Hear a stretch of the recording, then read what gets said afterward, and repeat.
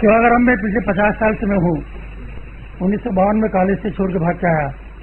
College की पढ़ाई खराब है ऐसा मान करके वहाँ से भाग करके यहाँ सेवाग्राम आ गया और यहाँ बेसिक एजुकेशन का ट्रेनिंग लिया। फिर गांव में काम करता रहा, देश भर में अलग अलग जगह काम करता रहा।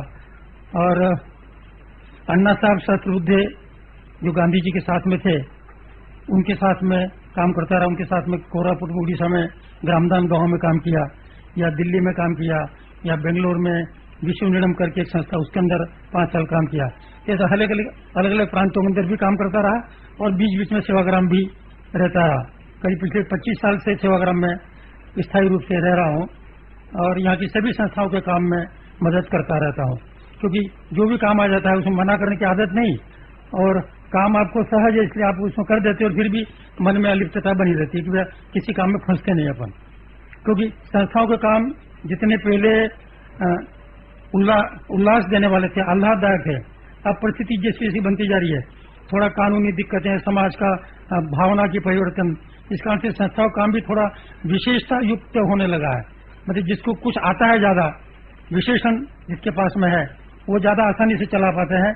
हमारे जैसे जो बिना विशेषण वाले लोग हैं वो सहज भाव से तो चला लेते हैं, पर जहाँ कुछ एक्सपर्टाइज की जरूरत पड़ती है तो फिर हम पीछे हट जाते हैं और संस्था फिर नए नए लोगों के हाथ में। अब जैसे आप आज जैसा जो माहौल है, हमको आदत है गांव के लोगों में बात करने की, गांव के लोगों को भाषण देने की, उनके सामने बोलने में हमको दिक्कत नहीं थी। कभी मराठी में बोल लेता हूँ मैं, पर आपके सामने तो हिंदी में बोलने में भी डर लग रहा है मुझे, क्योंकि जिस तरह के माहौल में हम रहे, हम तो गांव की तरफ देखने की प्रयास करते रहे। मुझे लगता है 1935 में जब हिंदुस्तान में कुछ प्रांतों में चुनाव हुए और सरकारें बनी, तब गांधी जी को समझ में आ गया कि स्वराज तो मिलने वाला है। अब स्वराज को, आजादी बचाओ का आंदोलन क्या होना चाहिए, वो उन्होंने अपना जो अहमदाबाद का आश्रम है वो छोड़ करके वर्धा है, और वर्धा छोड़ करके 1936 में सेवाग्राम आकर बैठ गए और बोले कि यहाँ से देश को कैसे बनाना है, ये आजादी जो आ रही है ये कैसे बचे, किस तरह से आगे मुकम्मल आजादी हो, स्थायी आजादी हो और सर्वांगीण आजादी कैसे बने, उसकी शुरुआत उन्होंने यहाँ से की।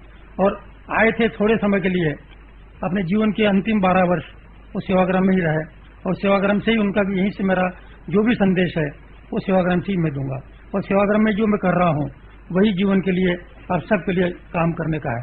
तो जो गांधी उस समय कह गए कि आपके जीवन का जो होता है ना, आप कोई भी काम करते हैं तो निर्णय करने में आपको दिक्कत होती है, करूं या नहीं करूं, इसमें गुण है, इसमें दोष है, कई तरह की बातें रहती है। तो उनका एक मैं तावीज देता हूं, जिस काम के करने का आपके मन में दुविधा हो, उसके बारे में आप सबसे गरीब आदमी को जिसको आपने जीवन में देखा हो उसका चेहरा ध्यान में लाइए, और आपके उस कदम से उस आदमी को कुछ फायदा होने वाला है क्या, उसको अपने जीवन के ऊपर कुछ कंट्रोल मिलने वाला है क्या, उसका स्वाभिमान में कुछ वृद्धि हो सकती है क्या, तो वो काम आप बेशक होकर करिए, भले उसमें कितनी भी दिक्कतें आती हो, भले कितनी भी बुराइयां दिखती हो। तो ये उनकी जो दृष्टि थी, वो दृष्टि लेकर के जितना जितना हम चलते हैं जीवन में, कि हम शहर में अधिकतर लोग, मैं समझता हूँ कि शहर से आए हैं, क्योंकि कपड़े देख ऐसा लग रहा है कि हम अधिकांश लोग शहर के रहने वाले हैं।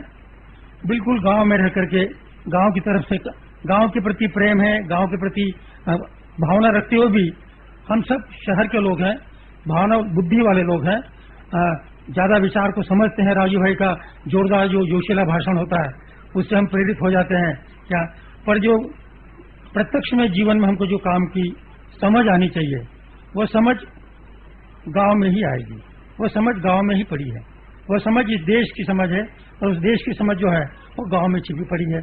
गांधी ने 1936 में जब सेवाग्राम आए तो बोला मुझे इस गांव को समझना है। मतलब उस समय भी गांधी को लगता था कि मुझे कुछ समझना है, मुझे कुछ सीखना है, मुझे यहाँ के लोगों से समझना है। तो जिस तरह से उन्होंने अपने को दिखाया रास्ता, मुझे लगता है कि हमको भी आजादी बचाओ की बात अगर करना है तो इस देश का जो 70% आबादी का हिस्सा है जो कि गांव में बसता है, उस हिस्से की तरफ हमको देखना पड़ेगा। उसके जीवन में किस तरह से स्वाभिमान आए, स्वावलंबन आए, सहयोग आए, क्योंकि आज जितनी भी हमारी शहर की सभ्यता जो बनी है, जिसको हमने विकास कहा है, सभ्य कहा है, वो सारा पश्चिम से प्रभावित है। और पश्चिम के मॉडल का एक बुनियादी सिद्धांत है कि मनुष्य जो है वह स्वार्थी है, मनुष्य जो है प्रतिस्पर्धा से ही जीता है और सर्वाइवल ऑफ द फिटेस्ट ही जीवन का न्याय है। गांधी ने इन तीनों बातों को चुनौती दी। गांधी ने कहा कि नहीं, ये समाज जो टिका है ये प्रतिस्पर्धा से नहीं टिका है, प्रेम से टिका है। मनुष्य जीवन का जो नियम है वो प्रतिस्पर्धा नहीं है, सहयोग है, प्रेम है। हम परिवार में रहते हैं, परिवार में रहते तो हम प्रतिस्पर्धा से नहीं रहते हैं। तो जो बुनियादी इकाई है हमारे जीवन की वो परिवार है और उस परिवार के अंदर हम प्रेम से रहते हैं। यही भावना हम समाज में फैलाए, यही भावना हम देश में फैलाए, यही भावना हमारे प्रकृति के साथ हमारे संबंध में हमको मार्गदर्शक होती है। तो ये जो भावना है ये पश्चिम की बिल्कुल विचारधारा से अलग दिशा में जाती है। व्यक्ति का स्वार्थ ही सर्वोपरि है। गांधी ने कहा कि नहीं, व्यक्ति का स्वार्थ समाज के स्वार्थ से विरोधी नहीं हो सकता। समाज के स्वार्थ के अंदर ही व्यक्ति का स्वार्थ समाया हुआ है। जो शुरुआत से ही उन्होंने अपने जीवन को मोड़ने की, जो टॉल्स्टॉय की किताब से उन्होंने, या जो अनटू दिस लास्ट की जो किताब पढ़ी उन्होंने रस्किन की, उससे उन्होंने जो अपने जीवन को बदलने का प्रयास किया अफ्रीका में, तब से उन्होंने कहा कि नहीं, जमीन के साथ जुड़ना चाहिए, श्रम करके जीना चाहिए और जो श्रम करने वाला है उसका आदर करना चाहिए, उसको भी हमारे बराबरी का हक मिलना चाहिए। ये जीवन के उन्होंने मूल सिद्धांत रखे और इन्हीं सिद्धांतों पर जीवन भर काम करते रहे। उनकी किताब के बारे में आप लोगों ने शायद पढ़ा होगा, हिंद स्वराज के बारे में, थोड़ा उसको और गहराई से पढ़िए क्योंकि बहुत ही जो होता है ना आंदोलित करने वाली किताब है। जितना राजीव भाई के भाषणों से हम उद्वेलित हो जाते हैं, वह अपने जीवन को आंदोलित करने वाली किताब है। उस किताब के अंदर जिस तरह से उन्होंने कहा है, और 1936 में जब उसका नया एडिशन निकलने लगा तो उसके पहले जवाहरलाल जी ने कहा ये किताब मैंने पढ़ कर फेंक दी थी, कुछ काम की नहीं है। 36 में जब गांधी जी पूछा इसमें कुछ बदल करना है, तो बोला कोई बदल नहीं करना, मैं जिंदगी भर इस किताब के उद्देश्य के लिए ही काम करता रहा हूं, मेरा जीवन का उद्देश्य वही है और मेरे विचार वो दृढ़ हुए हैं, कम नहीं हुआ है। तो गांधी की दृष्टि जो थी वह समझने का प्रयास करेंगे। अब सेवाग्राम में मैं लंबा भाषण दूं, भाषण देना काम तो मेरा रहा नहीं है क्योंकि अन्ना साहब थे तो उनके साथ वो भाषण देते थे, मैं उनके कपड़े धोना, उनका टाइपिंग करना है, उनका प्रोग्राम करना है, ये सारा करता रहा। और उसके बाद में नायर भाई थे, इनके साथ में गांव-गांव में सर्वे करना और इनके साथ में मदद करना, यही रहा। धर्मपाल भाई आए तो इनका जो भी यहाँ तो पीर बावर्ची बिस्ती कर सब तरह का काम, टाइपिंग से लेकर के और इनका चीज का कोई अनुवाद करना हो, चाहे इनकी खाने पीने की रहने की व्यवस्था करना हो, सभी तरह के काम में, क्योंकि हम एक जैसे ना एक परिवार जैसे हो जाते हैं, एक मित्रता का नाता होता है। तो वो इतने बड़े हैं फिर भी हमारे साथ रोज झगड़ते रहते हैं, रोज हमको जो होता है ना समझाते रहते हैं, रोज बताते रहते हैं देखो ऐसा करो ऐसा मत करो। तो इन लोगों के सामने मेरे को कभी भाषण देने का मौका ही नहीं मिला। कभी अन्ना साहब रहे, कभी नायर जी रहे, या कभी नायर जी ने उसे भाषण कम दिया है पर काम में लगा रखा। और धर्मपाल भाई हैं, अब राजीव भाई आ गए तो और भी जो थोड़ा बचा कुचा चांस था वो भी खत्म।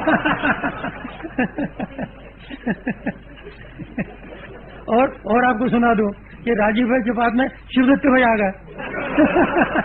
ये हमारी संस्था में ही इस नई तालीम के सेक्रेटरी बन गए। तब कहीं कोई भाषण देने मौका था, मैं तो शिवदत्त भाई जरा जाइए तो भाषण देकर आइए ना। तो भाषण देना भी कला है, उसमें भी काफी, पर भाषण देने के साथ साथ भाषण का जो आचरण करने की प्रेरणा उसमें से निकलती है, उसको जो आचरण में लाता है वही सच्चा भाषण है, वही सच्चा उसका उपयोग है। और वो राजीव भाई के भाषण सुनकर के या शिवदत्त भाई के भाषण सुनकर के, धर्मपाल भाई के आशीर्वाद सुनकर के हम जीवन के अंदर नई दिशा पकड़ें, जीवन के अंदर सही दिशा पकड़ें और इस देश को समझने का प्रयास करें। और इस देश जो है ये सिर्फ शहरों में नहीं है, शहर की जो पश्चिम की तरफ दिशा है वो दिशा में नहीं है, अपनी दिशा बदलना पड़ेगी, तब जाकर के आजादी बचेगी। आजादी मेरी नहीं, देश की आजादी बचेगी, और देश यानी गांव की आजादी बचेगी। इसलिए बार बार गांधी कहते रहे कि ग्राम स्वराज की बात करो, गांव को बनाने की बात करो, गांव को खड़ा करने की बात करो, और गांव खड़ा होगा तो देश खड़ा हो जाए, और गांव और देश खड़ा हुआ तो दुनिया की कोई ताकत, चाहे मल्टीनेशनल हो चाहे और कोई हो, कोई इसको खत्म नहीं कर सके। क्योंकि मल्टीनेशनल की बड़ी परिभाषा दिक्कत की हो गई। मैं अखबार कभी कभी पढ़ता है थोड़ा थोड़ा, तो उसमें क्या लगता है कि मल्टीनेशनल किसको कहना, तो इन्होंने समझा कि जो विदेश की कंपनी मल्टीनेशनल। तो मैंने कहा ये बजाज और रिलायंस मल्टीनेशनल है कि नहीं है, तो ये विदेशों में जाकर मल्टीनेशनल बन रही है। तो इन मलेशिया में दुकान खोली, वहां खोली, इन बजाज ने क्या किया, बजाज ने किसी रिलायंस ने मलेशिया में सूत बनवाया, ईस्ट पाकिस्तान बांग्लादेश के अंदर उसका कपड़ा बनाया और हिंदुस्तान में उसको इम्पोर्टेड क्लॉथ करके बेच दिया, जीन्स बना करके। बजाज बड़े राष्ट्रभक्त चीन के अंदर कारखाना खोला और हिंदुस्तान में पंखे ला करके बेच दिए, स्वदेशी पंखे करके। तो ये सारे मल्टीनेशनल से भी बदतर है। और जितनी मल्टीनेशनल कंपनियां हैं उनका विरोध करने की जरूरत नहीं है। हम अगर अपने पांव पर खड़े होते हैं तो मल्टीनेशनल तो 2 मिनट में भाग जाएगी। मल्टीनेशनल का असर जो है बहुत थोड़ी सी जगह पर है, बहुत थोड़ी सी ऊपरी लेयर पर है, और वो क्रीमी लेयर तो हमेशा ही ये बोलते हैं ना बज्जात रही है। हाँ, ये इस क्रीमी लेयर के भरोसे पर आप देश को मत गिनिए, मल्टीनेशनल के पीछे मत जाइए, देश को बनाने में लगिए।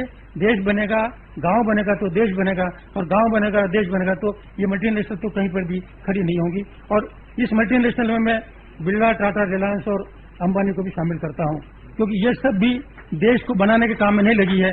देश को पश्चिम की दिशा के अंदर ले जाकर के देश को उस अमेरिका का पिछलग्गू बनाने में लगी है, और ये सफल नहीं होंगी, इतना तो जरूर है। और हमको अपने जीवन के अंदर, अपने समाज के अंदर अपनी चीज खड़ी करना हो, अपना जीवन फिर से नए सिरे से खड़ा करना हो, तो इस देश को जो आजादी लाई भारत गांधी जी ने, उस आजादी को सिर्फ राजनीतिक आजादी न रख करके आर्थिक और सामाजिक आजादी के क्षेत्र में भी हम खड़े होंगे। और राजीव भाई की प्रेरणा से हम सब आगे इस दिशा में कुछ कदम उठा सकेंगे। और इस शिविर के अंदर हमको कुछ न कुछ नया सीखने के लिए मिलेगा, क्योंकि सेवाग्राम में बापू की कुटिया है, इसलिए यहाँ पर बहुत ही सादगी से रहने की जगह है। बहुत कठिनाइयां हो सकती है, बरसात के दिन है, कभी बारिश गिरी तो आपको सबको भगना पड़ेगा, इधर उधर व्यवस्था करनी पड़ेगी, क्योंकि बिजली भी नहीं रहती कई बार, और पंखे भी नहीं रहते हैं, और पानी भी चूता है। तो वो सब असुविधाओं को सहन करके भी आप यहाँ पर सेवाग्राम में आए हैं, तो सबको असुविधाओं को भी यहाँ की परिस्थिति का क्या बोलते हैं ना आशीर्वाद मानिए, क्योंकि जब पानी ऊपर से टपकता है तो भगवान शंकर के ऊपर भी अपने पानी चढ़ाते हैं, तो अपने ऊपर भी भगवान पानी चढ़ा रहा है और आपको अभिषिक्त कर रहा है। इसलिए उसको पवित्र मान करके इस सेवाग्राम से कुछ न कुछ नई दृष्टि लेकर के, नई समझ लेकर के हम सब लोग अपने जीवन को नया बनाने का प्रयास करेंगे। मुझे बोलने का मौका दिया, बोलना नहीं आता था, मैं डर रहा था क्या बोलूंगा, पांव थर-थर कर रहे थे, फिर भी आपके सामने 2 मिनट बोला, आपने सुन लिया, इसके लिए धन्यवाद। धन्यवाद आदरणीय कनकमल जी।